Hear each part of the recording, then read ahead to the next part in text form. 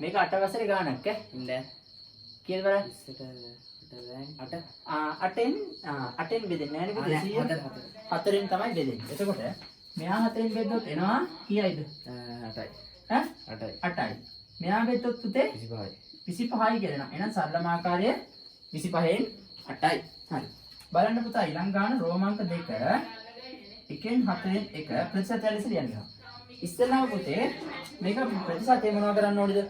මේක අපි භාගයක් විදිහට තියන්න. භාගයක් නෙ තියෙන්නේ. මේක විෂම භාගයක් ගන්න. මේ මිශ්‍ර සංඛ්‍යාව විෂම භාගයක් කරන්න පුරුදු වෙන්න ඕනේ.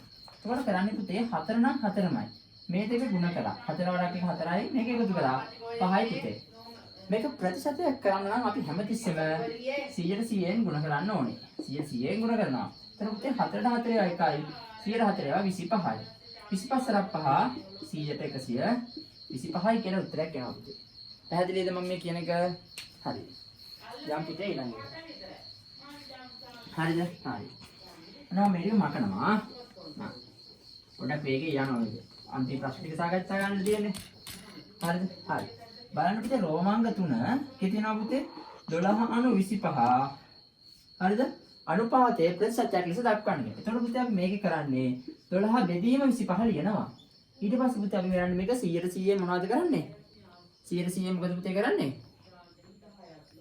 100% මොකද කරන්නේ පුතේ? බෙදනවා. බෙදන්නේ නැහැ. ගුණ කරනවා. ගුණ කරනවා. 100% මේක ගුණ කරනවා. එතකොට පුතේ මේ 25යි 100ට 4යි. 4 වලක් දොරා 148යි කියලා උත්තරයක් එනවා. පැහැදිලි නේද?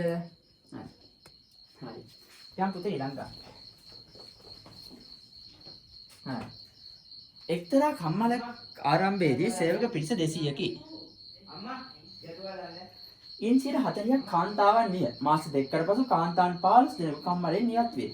ඒ වෙනුවට බඳව ගන්න ලැබුණේ පිරිමි සේවකයින්ය.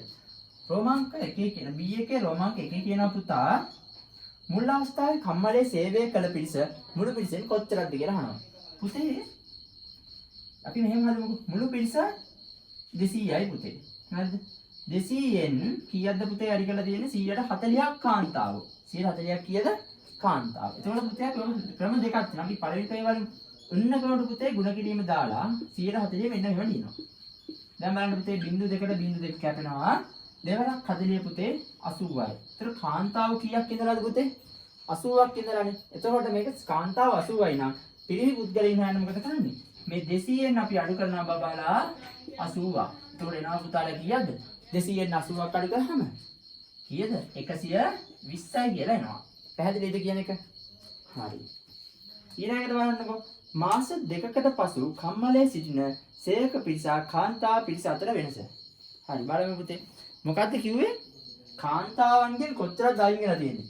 15 දෙනෙකු කම්මලෙන් ඉවත් වෙලාලු. 15 දෙනෙක් මොකද වෙලා තියෙන්නේ? කම්මලෙන් ඉවත් වෙලා. හරි. එතකොට 200ක් හිටියා. 200න් නෙයි. 200ක් නේ. 200ක් හිටියා. 200ක් ඉතින් ඔක්කොම 140ක් කාන්තාව. හරිද? 140ක් කාන්තාව හින්දා කියන 80ක් ආවනේ. 80න් පුතේ 15ක් අඩු වුණාම කාන්තාව කීයක් වුණාද? 75යි නෙවෙයි මට වැරදුනේ 65යි. නේද? ඒක දැන් කාන්තාව ඉන්නේ 65යි. අලුතෙන් කොච්චරක් වැඩි ආවද පුතේ? කලින් හිටියා පිරිමි 120ක්. ඒකට අලුතෙන් තව පිරිමි 15ක් එකතු වුණා පුතාලා. එතකොට ආවක් පිරිමි කට්ටිය 135යි. අපිට කියන්නේ ওই දෙක අතර වෙනස බලන්න කියලා. එතන පුතේ කරන්නේ 135න් අඩු කරනවා 65ක්. එතන පුතේ උත්තරේ කියදෙන්නේ. කියදෙන්නේ 60 නෙවෙයි කියදෙන්නේ. අපි අඩු කරමු පැත්තකින්. 135න් අපි අඩු කරනවා පුතේ 65ක්. 5න් 5ක් බිඳුවයි. ඊට පස්සේ 3න් 6ක් බෑ. 13න් 6ක් 7යි. එහෙනම් එනවා සේවකයෝ ගන්න කීයයි කියලාද? 70යි කියලා. හරි. යම් බලන්න අපි ඊළඟ එකට සංඛ්‍යා ආරෝහණ පිළිවෙලට 6 වෙනි ගානේ.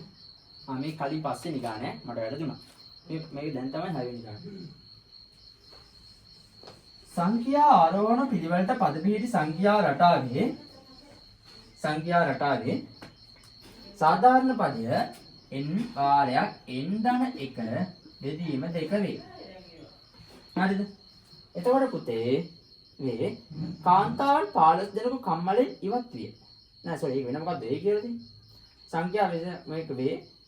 මේ කුමන සාධාරණ පදයේද ලියන්න. අපි ඔබ හොයාගෙන ඉමුකෝ. මේක නම් අපි දන්නෙත් නෑ වගේ නේද? හැබැයි අපි නිකන් ඔක බලමු. අපි මේකේ දන්නේ නෑනේ. නිකන් n වෙනුවට එක දාලා බලමු. n වෙනුවට එක දානවා. ඔන්න බලමු n වෙනුවට එක දාලා. එක වාරක් එක ධන එක බෙදීම 2යි. එතකොට පුතේ මෙතන 1යි. 1යි 2යි 2යි. යටත් 2යි පුතේ. දෙවරක් එක 2යි. 2 බෙදීම 2 1යි කියලා එනවා. අද ඔන්න පළවෙනි පදේ 1. මං n සමානයි 2 දාලා බලනවා. එහෙනම් 2 වරක් එක ධන 2 බෙදීම 2 පුතේ. එතකොට ඉන්නේ 2 වරක් 3 බෙදීම 2යි. එතකොට උත්තරේ නා ඒ පුතේ 3 කියලා. හරිද බලමු ඊළඟ එක. n වෙනුවට 3 දාලා බලමු. එතකොට 3 වරක් එක ධන 3 බෙදීම 2. එතකොට පුතේ 3 වරක් 4 යට 2යි. කැපිලා ගියා පුතේ 2යි. දෙවරක් 3 6යි. නිකන් මොන රටාව වගේද බලමු. ඔන්න ඊළඟ එකත් හොයලා බලමු. n සමානයි 4. 4 වරක් ඊට පස්සේ එක ධන 4 බෙදීම පුතේ 2. එතකොට මෙතන එනවා 4 වරක් 4යි 1යි 5යි පුතේ යට 2යි. කැපිලා ගියාම පුතේ කීය දෙන්නේ? කීයද මෙතන 2යි. දෙවරක් 5 10යි. පුතේ මේ මොන සංඛ්‍යා රටාවද? මොන සංඛ්‍යා රටාවද? මේ ත්‍රිකෝණ සංඛ්‍යා රටාව. එහෙනම් මේකේ පළවෙනි උත්තරේ මොකක්ද මේක අහන්න? මොකක්ද කියන්නේ? මොන පදයක්ද කියන්නේ? ත්‍රිකෝණ සංඛ්‍යා රටාවේ සාධාරණ පදය. ත්‍රිකෝණ සංඛ්‍යා රටාවේ සාධාරණ පදය.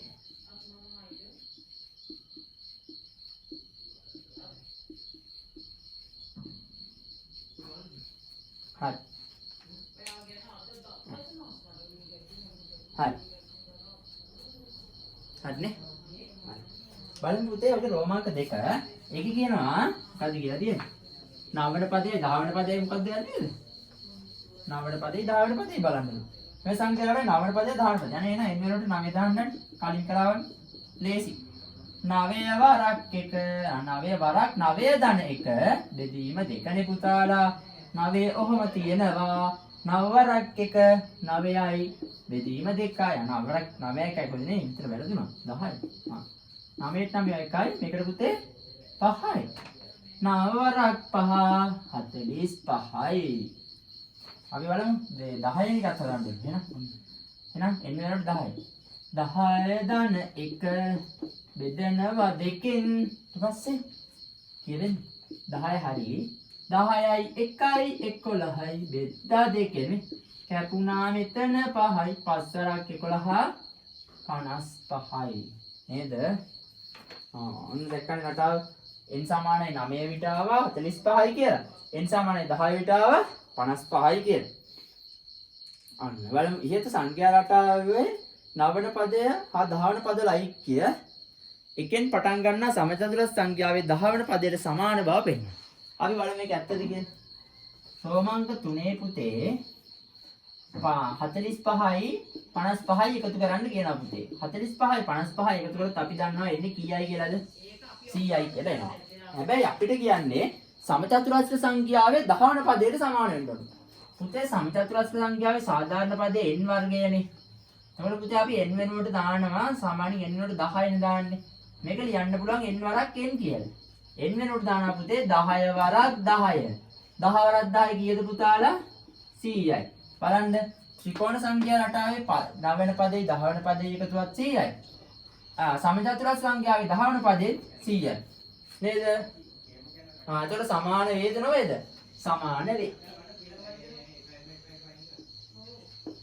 හරි. පැහැදිලි නේද මම මේ කියන එක? ඔව්. අපි බලන්න ඊළඟ එක. හරි.